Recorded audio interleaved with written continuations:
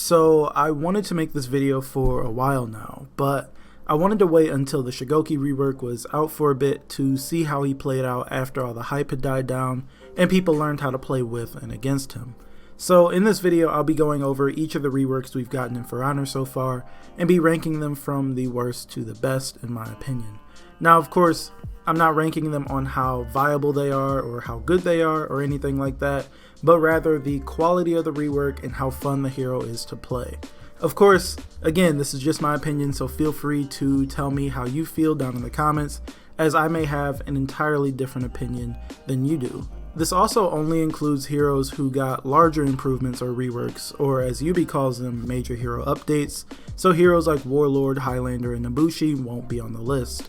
Also, I'll try to be pretty brief with my reasonings, or else this video will be like 45 minutes long. So if you want to hear my thoughts on a particular rework a bit more, I have a video for every hero after their reworks.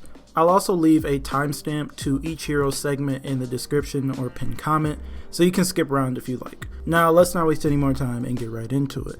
So starting off at number 8 with my least favorite rework of all, Peacekeepers. I've made it no secret that I hardly consider her improvements a rework, but according to Yubi, Peacekeeper is one of the heroes that received a quote-unquote major hero update. Peacekeeper has always been a sort of volatile hero. She was considered to be one of, if not the strongest hero in For Honor for a long time, and then she sort of withered away after Yubi started to adjust her. In Season 6, Peacekeeper got a rework, and with it, Peacekeeper was just basically nerfed. Yubi's goal was to drop her damage across the board, while giving her ways to use the rest of her kit, as some of her attacks just weren't used, like her heavy finishers and the dagger cancel, which before would always come from the same side as the heavy, making it sort of worthless.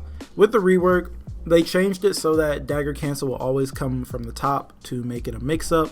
They also made bleed stack so that making an opponent bleed twice would benefit the PK more, as the bleed wouldn't overlap. And then of course, they gave her those damage nerfs across the board.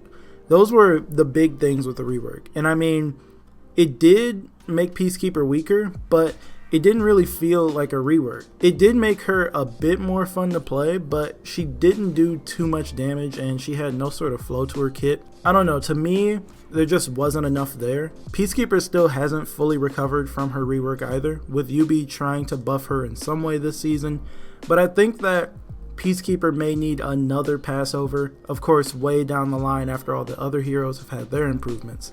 Honestly, if Yubi had just made her dagger cancel at least a bit more interesting, PK would be so much more fun to play. I do feel that Peacekeeper has the potential to be one of the most interesting heroes in the game, and we all know that Yubi will come back and make more improvements anyway, but hopefully this time around they do something to make her more fun. So I actually had a bit of trouble deciding which rework I would put next, because the next two are neck and neck for me, but the one that I decided to put here basically came down to what was included in each rework. So down here at number 7 is the most popular samurai, Orochi. I can't lie, I was very excited for Orochi's rework because he was my first main, but this rework did not do him justice. Now, I'm not saying that Orochi is a really bad hero at all, but this rework didn't really do much. The 3 major changes he received was the improved Storm Rush, the improved Riptide Strike, and the improved chains. Then they sped him up, allowed him to chain some things, gave him some more chains, and called it a day. Compared to some of the other reworks, there is very little here. Before his rework, Orochi did have problems, and Yubi knew what his problems were. Their goal was to give Orochi some way to get into his offense, improve his counterattacking abilities, and give Orochi a way to sustain that offense after getting in or counterattacking. So that way, they could maintain the identity of the hero as a counterattacker. And technically, they did do what they had to do, but it's not the most thrilling playstyle. The most fun you can have with Orochi currently is deflecting, at least in my opinion. But if you're fighting a turtle, you work your way into your light chains, sprinkle in a few heavies to throw a parry off, as that's your offense. There's nothing to counterattack if they don't attack in the first place. And with this playstyle, he doesn't really have a role in 4s. As with Peacekeeper, I like Orochi. I think he has so much potential and can be one of the most fun heroes in the game, and I really want him to be, but This rework was sort of bare bones and didn't do too much for the character, so that's why it's so low on my list. Alright, so next at number 6 is Conqueror. I'm not really sure what really happened with the Conqueror rework. They wanted fights with Conqueror to be more dynamic. I'll quote them here. They said that we're trying to position Conqueror to have significantly different feelings while in various states, either regular mode, charging mode, or full block mode, and making fights against them in these states have clearly different feelings. Unfortunately, this didn't really work out all too well. When I see Conqueror in any of these states, I feel no differently and my strategy doesn't change because his rework made his offense pretty one-dimensional while simultaneously giving him an amazing defense with tons of ways to negate damage. I mean, they did add a few things with this rework. They changed the way the charged heavy worked. They added the shield uppercut and flail uppercut from full block, took away the superior block from neutral, and improved his chains. And if Yubi would have revisited this rework and changed a few things like slightly nerfing shield bash while buffing shield crush, that Conqueror wouldn't even be that bad to me. Conk is supposed to be a character with a strong defense. It's just a part of who he is. But it feels like that, along with the bash, is all he is. I don't really have much to say about Conqueror's rework, as you can see just about everything he has to offer in 1 or 2 duel rounds and see how one-dimensional he is. It certainly wasn't the worst rework we've gotten, but when compared to the other 2 reworks that came out in Season 5, it doesn't really hold up to me. Alright, so at number 5 is Warden. I had some high hopes for the Warden rework, as Warden is one of the 2 most popular heroes in this game.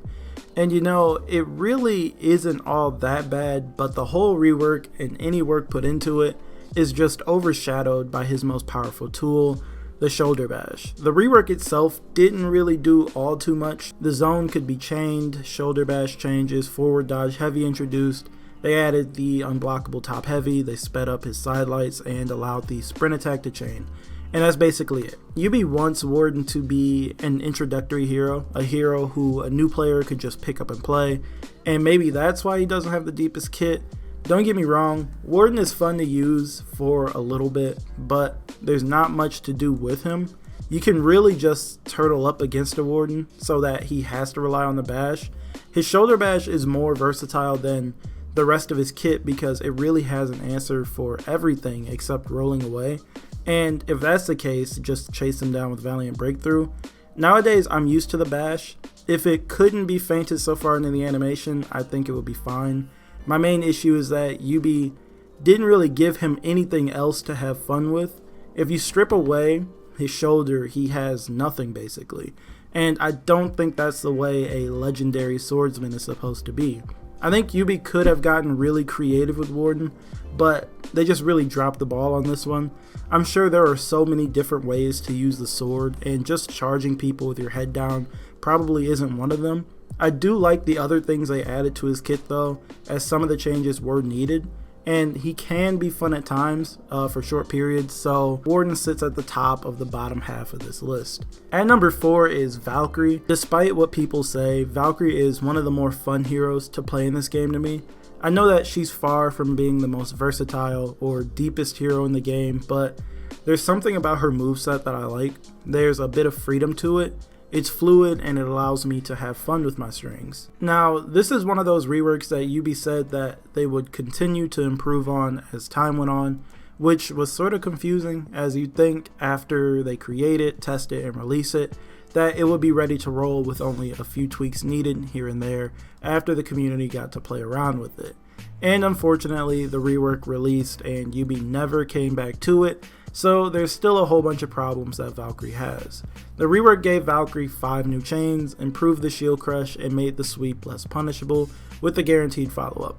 But for some reason, they nerfed and accidentally buffed the shield tackle. Somehow they made it an amazing defensive option that can deal with so many things, but they removed the ability to charge it and knock down opponents, as they felt it was too strong of a ganking tool for Valkyrie to have along with her offense. And that statement sure has aged well. I like the Valkyrie work a bit more than the previous ones on this list, mainly because she's a lot more fun to play now, even though I feel that they took a bit too much away from her and never came back and worked on her again after being unsatisfied with the way she turned out. Alright, so next up is Berserker. Say what you will about the new Berserker, but I actually like this rework. You can hate me for that, but I honestly think that if Yubi just adjusted a few things, that Berserker wouldn't be such a handful to fight. And I think some of the changes wouldn't even really change the way that he's played. Yubi clearly wanted Berserker to put a lot of pressure on his opponents and allow him to be extremely aggressive as it fits his character, and they definitely achieved that. Berserker is one of the only heroes in the game that can play extremely aggressively and not get punished for it over and over, while being able to force his opponent to do something eventually. This rework really did have a lot of changes and looks really good on paper, and it's fun for the user, you know, the person playing Berserker. But for anyone opposing a really good Berserker, it can make the experience a bit less enjoyable as you're sort of stuck while playing against one. You turtle until Berserker decides that you need to open up and do something, and that's mainly because of the hyper armor. If Yubi would just drop the damage on a few things and take hyper armor off of some attacks, I think so many people will be happy with this rework. At least remove the armor on the feints. Yubi's reasoning for giving hyper armor on feinted attacks was that it opened Berserker up for too long, and I get it. When Zerk is moving in with all of these theatrics, canceling recoveries, feinting forward, all of that, he's open. You can poke him out of it. But I think it would be just fine if they removed it on feinting attacks, so that those who oppose Berserker don't just have to wait until their turn and feel so oppressed. Other than that, I really like the way Berserker was handled. They gave him tons of changes, they stayed true to the character, and the changes weren't just for show. They actually did something, and he just barely got pushed out of the number 2 spot for me. The hero that did take the number 2 spot was Shikoku. So the Shikoku rework hooked me in from the start. I really liked it from the moment I got to play with it. While watching it beforehand, I was a bit skeptical, but it all worked out in the end. I put Shikoku's rework at number 2 because it finally allowed Shikoku to play the game in a way that isn't so boring, and because it feels like Yubi put a fair bit of work into it. They could have easily turned Shikoku into the most annoying hero in the game. They could have just sped everything up, kept his passive hyper armor, kept the one-hit KO on low health Demon's Embrace, all of that for the sake of improving the hero. But they stripped some of those things away, and instead they allowed him to mix his opponents up with a bunch of feints and soft feints. Sure, the rework isn't perfect when it comes to viability, as you can escape most of his mix-ups pretty easily if you time it right, although some people think he's absolutely busted for some reason. I really don't think that Shikoku is that good. I think he's above average. He can definitely hold his own, but this isn't a list about viability. I think it was a great rework. I like the new animations now that I'm used to seeing them. I do wish he had some way of catching someone who just rolls away from his mix-ups, as Demon's Embrace does have good tracking, but it's not enough to catch a roller. And I wish that the new headbutt had some more utility, as currently it doesn't have much use. I really like the way the new Shikoku feels. Every time I play him, I have fun, and I think that's what it's all about. It feels really good to mix someone up or land a fully charged heavy or Demon's Embrace. And finally, at number 1 is Kensei. I think we all already knew which one I'd place at the top, as I've said it before and I'll say it again. Kensei's rework is the best rework, and it's the rework that I feel had the most work put into it. What's sort of confusing to me is that it was included in the Season 5 reworks, which were the first set of reworks we received, and it really set the bar high. And you'd think that over time Yubi would improve upon their work, but instead they went backwards in some ways. Before Kensei got his rework, he was regarded as one of, if not the weakest hero in For Honor, just because he couldn't really do anything, and Kensei players were viewed differently for some reason. They were viewed as more honorable and more skilled because they used a hero who wasn't as good as everyone else. And I'm glad that we've dropped that trend, along with the legend is dishonorable thing. When reworking a hero, you want to sort of keep the hero's identity in some way.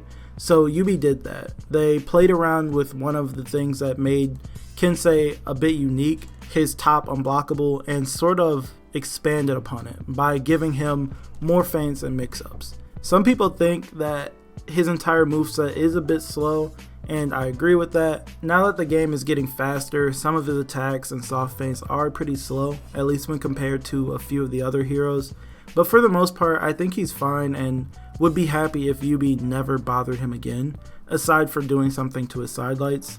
They gave Kensei new attacks, new animations, a style that fits the hero. I really don't have too much to say about his rework other than it's my favorite so far, and I'm hoping that with the next set of reworks, they put the same amount of work into it as both Raider and Lawbringer are in need of it. Anyways, that's all I've got for this video. I had started making this one a few months ago, but wanted to wait until we had enough time to use Shikoku, as his rework was one of the most anticipated. Sometime in late May, I'll probably update this video. I think I can edit the video here, so there shouldn't be a need for a new upload, and I'll update the pinned comment, and hopefully I can place Lawbringer and Raider at the number 1 and 2 spots, but I doubt that. I do want to hear what you guys think, so talk to me down in the comments and tell me what you would switch around in this list. And as always, if you like the video, feel free to like, sub, and I'll talk to you guys in the next video.